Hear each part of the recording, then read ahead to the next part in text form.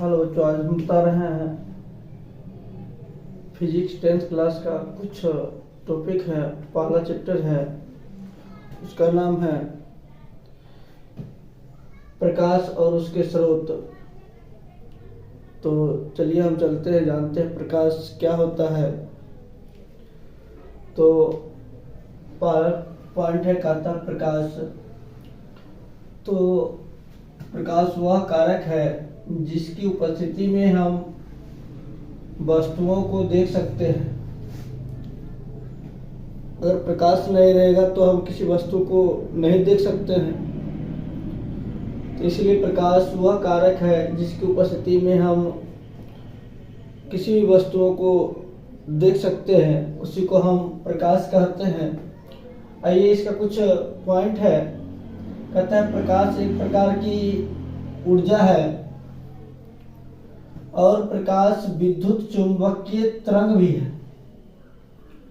प्रकाश विद्युत चुंबकीय तरंग भी है और प्रकाश एक अनुप्रस्थ तरंग के नाम से भी जाना जाता है। प्रकाश की चाल सबसे अधिक किसमें होता है? यहाँ देखिएगा, प्रकाश की चाल गैस में अधिक है, उसके बाद द्रव होगा और सबसे कम प्रकाश की चाल ठोस में होता है। और प्रकाश की चाल सबसे अधिक निर्वात में होगा और निर्वात में प्रकाश की चाल 3 × 10⁸ मीटर पर सेकेंड होता है। अब इसके बाद हम जानेंगे प्रकाश वर्ष किसे कहते हैं। तो प्रकाश के द्वारा एक वर्ष में तय की गई दूरी को प्रकाश के द्वारा एक वर्ष में तय की गई दूरी को प्रकाश वर्ष कहते हैं। जैसे प्रकाश के द्वारा जो है एक वर्ष में जो तय की गई दूरी होता है, उसी को हम क्या बोलेंगे? प्रकाश वर्ष। और सूर्य के प्रकाश को पृथ्वी तक आने में कितने समय लगता है? तो 8 मिनट 16 सेकेंड। 8 मिनट 16 सेकेंड लगता है।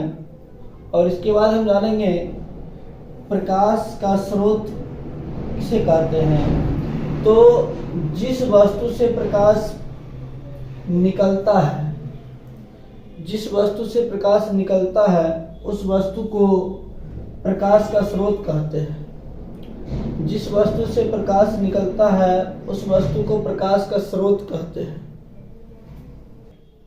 कि प्रकाश स्रोत के प्रकार। प्रकाश स्रोत, प्रकाश उत्सर्जित कितने माध्यम से होता है उसके प्रकार। जैसे प्रकाश स्रोत के प्रकार, ये 2 प्रकार के होते हैं। प्रकाश स्रोत जो है 2 प्रकार के होते हैं। ये है प्राकृतिक प्रकाश स्रोत, एक होते हैं मानव निर्मित प्रकाश स्रोत।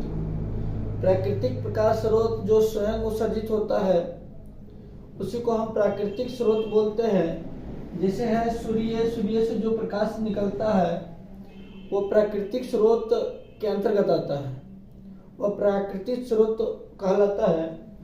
और मानव निर्मित स्रोत जो है, तो ये मानव के बल्ब जो है मानव के द्वारा बनाया गया है, इसीलिए ये मानव निर्मित प्रकाश स्रोत कहलाते हैं। जैसे लालटेन है, तो लालटेन भी मानव निर्मित प्रकाश स्रोत के अंतर्गत आता है।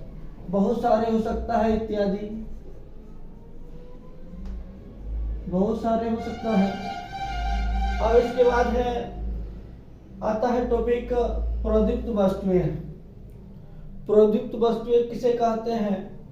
तो ऐसी वस्तुएं जिनसे होकर प्रकाश उत्सर्जित होता है, वैसी वस्तुएं जिनसे होकर प्रकाश उत्सर्जित होता है उसे हम प्रोदीप्त वस्तुएं कहते हैं।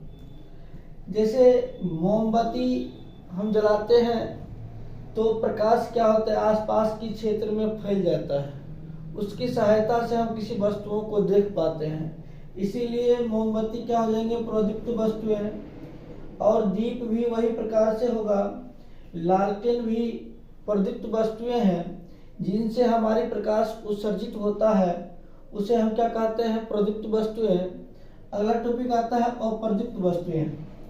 अप्रदीप्त वस्तुएं क्या होता है कि वैसी वस्तुएं जिनसे होकर प्रकाश उत्सर्जित नहीं होता है या होती है उसे हम अप्रदीप्त वस्तुएं कहते हैं।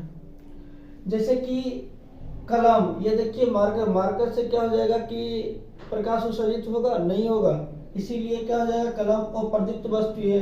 किताब भी क्या है, अप्रदीप्त वस्तु है। ईंट भी क्या हो जाएगा, अप्रदीप्त वस्तु है।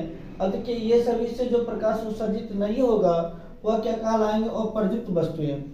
अब आ जाएंगे अगले पॉइंट, हो जाएगा प्रकाश की किरण। प्रकाश की किरण किसे कहते हैं, तो प्रकाश जिस पथ पर गमन करता है, प्रकाश जिस पथ पर गमन करता है वो उस पथ को प्रकाश की किरण कहते हैं। अगर देखिए ये पथ है, यहाँ से प्रकाश ये पथ पर गमन कर रहा है, ये पथ पर गमन कर रहा है, तो ये पथ क्या कहलाएंगे, तो किरण कहलाएंगे। क्या कहलाएंगे, किरण कहलाएंगे। तो प्रकाश जिस पथ पर गमन करेगा उस पथ को हम क्या बोलेंगे, किरण बोलेंगे, प्रकाश की किरण बोलेंगे। अब देखिए किरण पुंज किसे कहते हैं, अगला टॉपिक है किरण पुंज किसे कहते हैं। इसका आ जाएगा किरणों के समूह को, किरणों के समूह को किरण पुंज कहते हैं। किरणों के समूह को क्या कहा जाता है, तो किरण पुंज कहा जाता है।